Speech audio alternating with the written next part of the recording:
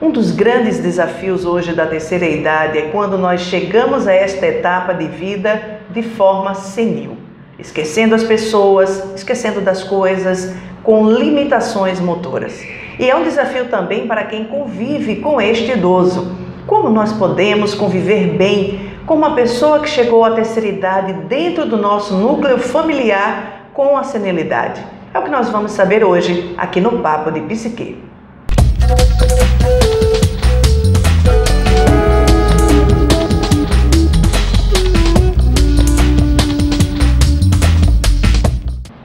E trazendo novamente este tema do envelhecimento aqui para o Papo de Psique, nós convidamos a psicóloga especialista em gerontologia, Auxiliadora França. Auxiliadora, seja bem-vinda mais uma vez. Obrigada pela oportunidade de estarmos aqui falando de um tema muito importante na atualidade. Envelhecer todo mundo vai, né? Bom, pelo menos espera-se. Espera-se e é bom que envelheça. Às vezes eu faço a pergunta, quem quer envelhecer? As pessoas têm o receio de levantar a mão. Eu levanto as duas mãos, vamos envelhecer. Agora, como vamos envelhecer vai depender de como eu estou fazendo ao longo da minha vida. A gente já começa a envelhecer logo após o nascimento. 2 dias de nascido, estamos um dia mais velho, porque hoje estamos completando mais um ciclo da nossa vida. Então vamos fazer isso ao longo da vida. Nascemos com uma quantidade X de energia, vamos gastando ela. Agora precisa saber administrar. Isso é uma coisa interessante que você traz, porque o envelhecimento ele é algo natural do corpo humano, do corpo físico. Ele é como uma máquina que tem um tempo de funcionamento e é como se nós ao longo da idade nós fôssemos passando por períodos de aperfeiçoamento dessa máquina. Isso é uma verdade. A proporção que vamos tomando conhecimento, vamos direcionando o que é que eu posso fazer, o que é que eu não posso fazer, mas algumas pessoas fazem isso tardiamente. Então já começam o processo de desgaste com antecedência. Isso que você trouxe agora, a partir então de que idade nós deveríamos já começar a nos preocupar com o envelhecimento? Deveríamos começar a se preocupar com o processo de envelhecimento após a adolescência, que chegamos na fase adulta.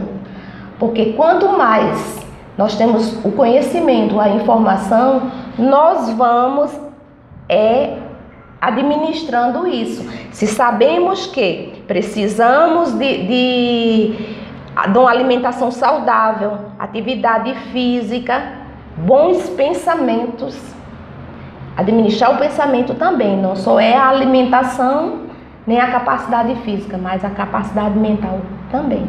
Tem gente que envelhece mais rápido. Exatamente. Por que eu envelheço mais rápido? Eu envelheço mais rápido porque eu gasto a minha reserva, eu me excedo em alimentação, em repouso, abuso de medicação e por aí vai. Você acha, como uma profissional da psicologia e também com especialidade em gerontologia, você acha que nós não somos preparados para envelhecer? Não somos preparados e é uma coisa que precisa que a gente aceite. Como eu aceitar isso? Eu aceitar que um dia eu vou envelhecer, mas como eu quero envelhecer? Eu tenho que fazer essas perguntas para mim. Vou ter uma velhice doente? Eu vou ter uma velhice com saúde? Então, eu preciso administrar essas coisas para que eu sinta bem, mas é uma preferência minha. Existem pessoas que chegam na fase do envelhecimento saudáveis, com as limitações que são inerentes à faixa etária, ao desgaste físico, mas existem outras pessoas que não, que elas chegam na terceira idade com problemas sérios, com esquecimentos, com limitações motoras graves. Por que isso acontece? O que diferencia um envelhecimento do outro? O que diferencia é você se apropriar de você mesmo. Como eu quero ser? A não ser que eu queira ser aquele idoso, o coitadinho. Oh, você não sabe, eu sou tão doente. Um idoso senil, aí é onde mora a questão. Senilidade, isso é uma palavra que assusta muita gente. Assusta, ou seja, o envelhecimento doentio. A senescência é o envelhecimento normal, agradável, que todo mundo deseja. Que é aquele que nós envelhecemos, mas estamos lúcidos, estamos ainda fazendo as nossas atividades com as nossas limitações, mas ainda estamos, digamos assim, ativos no nosso dia a dia. Exatamente. Eu tenho condição de fazer as minhas atividades básicas da vida diária. Eu ainda tenho condição de fazer tudo. Tudo que for possível eu faço. Livre e consciente. Com algumas restrições, mas eu consigo fazer. E a senilidade? A senilidade é um envelhecimento doente, é preocupante não só para a família, mas para a pessoa que está adoecendo, como para a família, porque é um conjunto. Quando existe uma pessoa na família doente, a família também fica enferma. Todo mundo adoece ali naquele sistema. Aquele sistema. As preocupações acontecem. E o que é que faz? O que é que pode causar esse adoecimento na velhice? A gente sabe que, e aí não estamos falando só da questão do corpo físico, que nós sabemos que o corpo físico ele está diretamente, digamos assim, atrelado à alimentação, aos hábitos de vida. Mas quando a gente fala na questão mental, quando nós estamos falando de mente, pessoas que começam a esquecer muito cedo, pessoas que têm alterações de humor muito significativas nessa faixa etária, existe algum fator ou fatores ou forma de vida que podem nos levar a este tipo de envelhecimento? Existe. Como eu direciono a minha mente? Fico presa a rancor? Eu guardo mágoas? Tá certo? Eu faço uso excessivo de medicação? Eu não faço meus exames preventivos? E uma série de fatores. Mas uma das coisas que a gente precisa levar em consideração é o rancor, a mágoa. Você falou de mágoa, você falou em rancor. E isso normalmente, pessoas que guardam muita mágoa, pessoas que são muito rancorosas, normalmente são pessoas que têm características de personalidade bem distintas. Algumas são bem orgulhosas, são pessoas melindrosas. Aí eu te pergunto, as características que nós temos em nossa personalidade, por exemplo, desde uma pessoa muito rancorosa, como você citou, até uma pessoa que é muito apegada às coisas, às pessoas, às situações. Estas situações ou estas características, que tipo de problema elas podem causar à nossa função cerebral? Existe um problema sério que hoje nós não paramos para pensar. Se eu tenho sou um tipo endurecido, rígido, lembrem-se que eu vou ter problemas mentais, vou agravar uma glândula que as pessoas não se dão muita conta, que é a glândula suprarrenal. Eu vou acabar com o meu fígado. E quando o fígado não funciona, quando os rins não funcionam, o cérebro também é atingido. Nós não paramos para pensar, mas isso aí é importante demais para depois eu não estar aí no estado demencial, porque meu cérebro endureceu. Então vai enferrujando, vai apagando. E aí? Eu sou rancorosa, eu fico martelando, como nós chamamos em psicologia, um pensamento recorrente o tempo todo. eu não gosto daquela pessoa, essa pessoa me fez mal, e eu fico guardando essa mágoa, essa mágoa, essa mágoa. Ela vai estourar em algum canto. Algum canto. Eu guardei muita mágoa. Eu não penso porque hoje eu tenho tanta azia, eu estou me corroendo. Eu tenho algum problema com o fígado. Estou acabando com o meu fígado. Outra coisa, estou fazendo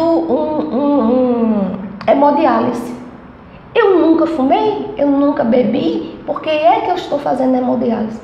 Nada, você está sendo vítima de você mesmo. Por causa dos sentimentos que você anda guardando. Você guardou sentimentos ruins, então o organismo vai estourar em algum lugar. O corpo fala. O corpo fala de um jeito que você não percebe.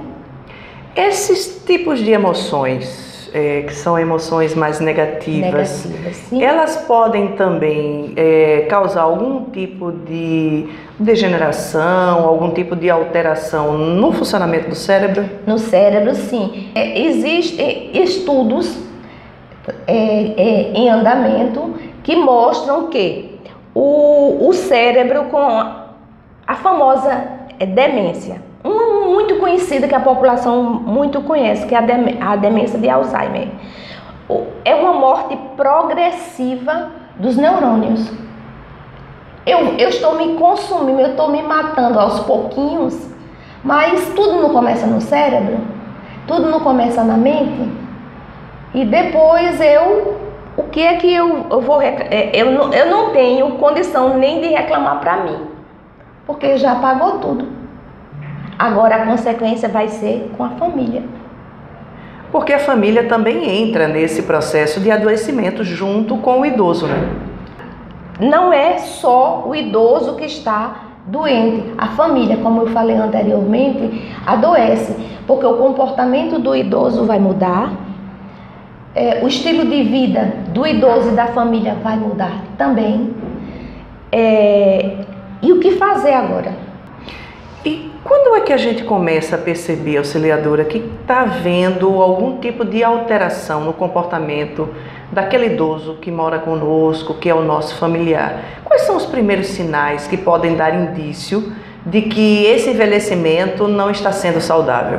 O idoso não está me conhecendo. O idoso já pergunta quem é você. O idoso já começa se perdendo dentro de casa. E aí? Está acontecendo alguma coisa que eu não estou entendendo. No início, eu acho bobagem. É coisa de caduquice. Mas o que é isso? Caduquice poderá ser um idoso que tem uma personalidade muito forte, mas também pode ser o início de uma doença. É normal o esquecimento na terceira idade? É normal que a gente esqueça alguma coisa, que algumas coisas comecem... Por exemplo, uma receita de bolo que a gente tinha na cabeça muito fácil. É normal que a gente... Poxa vida, eu não me lembro como é que eu faço aquele bolo. Vou ter que olhar uma receita. Isso é normal? É normal. Eu posso até... vou buscar a receita, eu leio, no instante eu faço. Isso aí é normal. É quando nós não estamos muito atentos. Sabe uma coisa que a maioria das pessoas sempre passam? É quando vão para o shopping. Onde eu botei meu carro? Se estivesse atenta, tá certo? E dissesse assim para a pessoa: olha, eu botei o meu carro no piso tal, na letra tal. Eu não ia esquecer, porque eu dei um comando para a minha memória. Veja como é fácil. Agora, se eu simplesmente estou no automático, estaciono, entro, e onde foi que eu coloquei o cartão? Isso está acontecendo muito hoje, porque as pessoas hoje estão muito desatentas. Isso, as pessoas estão hoje elétricas. O nível de informação hoje é muito rápido, e tá todo mundo elétrico, quer fazer tudo ao mesmo tempo. Lembre-se, a gente só tem 24 horas, dormimos 8. ficou muito pouco para administrar.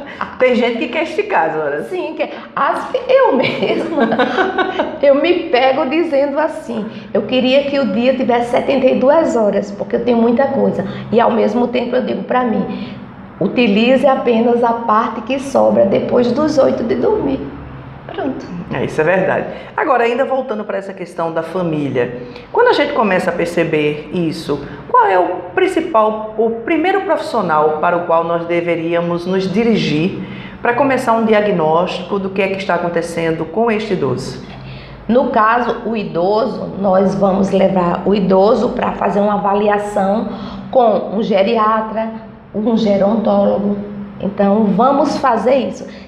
Se tem um componente da parte física, então que precisa de assistência médica, vamos levar. Outra coisa, o gerontólogo vai cuidar do idoso no aspecto das orientações, no aspecto físico, psíquico, emocional, religioso, que é muito importante na famosa terceira idade. Você tocou num ponto interessante. As pessoas que têm algum tipo de fé, seja ela qual seja, essa ligação com essa espiritualidade, isso pode ajudar a manter uma sanidade até o nosso envelhecimento, ou não? Pode ter casos também que ela venha até a prejudicar. Existe. Sabe aquele suporte adicional não visível? Sim. É a fé. De uma certa forma, é como se esse contato com a espiritualidade ajudasse, se bem que isso é muito pessoal. Porque muita gente está na religião e continua pensando negativo, continua pensando de uma forma não otimista. Mas o positivismo, o pensar positivo, ser uma pessoa alegre, ser uma pessoa que tem talvez melhor resiliência ao longo da vida, isso pode fazer uma diferença entre você entrar num processo de senilidade ou não? Existe, é uma ajuda, a famosa autoajuda. Eu não costumo dizer autoajuda, eu costumo dizer autodesenvolvimento. É o meu desenvolvimento. Eu vou ser mais flexível. Eu vou conversar mais, seja com as pessoas ou com o meu santo ou com Deus, eu vou conversar. Então eu tenho uma facilidade de entrar com esse diálogo. E se eu não tenho, eu peço ajuda. Quantas vezes a gente diz assim, oh meu Deus, mande uma pessoa que me ajude. Agora nós queremos anjos de asas, é interessante, queremos anjos de asas, mas aqui na terra nós temos os anjos de perna, braça, boca para falar, ouvido para ouvir. Esses são nossos anjos aqui e podem nos ajudar. Exatamente. Voltando para essa questão da senilidade, quando a família percebe que algo realmente não está bem no processo de envelhecimento do seu idoso, como é que ela deve proceder? Ela levou para o especialista fez o diagnóstico e, obviamente, vai passar um tratamento. Como essa família, como este núcleo familiar deve se comportar para ajudar esse idoso nesse processo? Precisa primeiro compreender. Precisa compreender o que foi que o profissional que atendeu indicou. E começar num processo de aceitação. Não é fácil. Não é fácil você ter um idoso que está apresentando algum tipo de deficiência, que foi um idoso ativo e agora está precisando de ajuda. Mas não só o idoso vai precisar de ajuda, eu também. A própria família. A própria família vai precisar, porque muitas vezes a família vai botar a mão na cabeça. O que é que eu posso fazer? O que é que eu posso fazer para não agravar mais? Para melhorar tanto do meu idoso, porque se melhora do meu idoso, vai melhorar para mim também. E vice-versa. tá certo? Existem os profissionais para o idoso, tanto o idoso numa fase terminal, que podemos dar qualidade de vida, e o idoso que ainda está num processo inicial das demências, ou não de demência, outra fragilidade, é um idoso que está começando a ficar frágil. Então, o que é que eu preciso fazer? Então, vai buscar ajuda. Eu trabalho, eu não posso estar direcionando tudo, e eu também não quero ter a onipotência de que só eu posso cuidar do idoso. Eu não preciso, tem o cuidador profissional, o famoso e tão necessário cuidador de idosos. Eu sou o cuidador familiar que eu vou administrar, e assim nós vamos num processo multi-ajuda. Agora você falou da questão do cuidador, que realmente e a gente percebe que hoje é um ramo profissional que está crescendo, que está ampliando, até porque a própria população brasileira está envelhecendo. E vamos precisar de muitos cuidadores de idosos aí pelos próximos anos, ou não, a depender de como essa população envelheça, se conseguir envelhecer de uma forma mais saudável. Mas há uma dificuldade, que ela é uma dificuldade real hoje para muita gente, que é uma dificuldade financeira em conseguir contratar esse profissional. E aí, quando eu não tenho essa alternativa, como é que esse núcleo familiar pode, digamos assim, se virar para poder dar suporte para esse idoso? Um revezamento, como é que isso poderia ser feito? Distribuir, que eu não vou poder sozinha, eu vou cuidar com muito afinco à noite, mas 2 noites eu não vou conseguir. Então, divide, reparte, compartilha, esse é o nome. Compartilhar, partir para outras pessoas. São 3, 4 pessoas na família, então vamos. Hoje eu tenho pessoas do meu relacionamento que fizeram um acordo entre si. Eu durmo um dia, você dorme o outro. Final de semana fica outra pessoa. Um final de semana é comigo, outro final de semana é com a outra pessoa. Então, compartilhar do momento familiar. Isso será uma forma saudável de saber administrar o que acontece dentro da família, porque todas as famílias são iguais.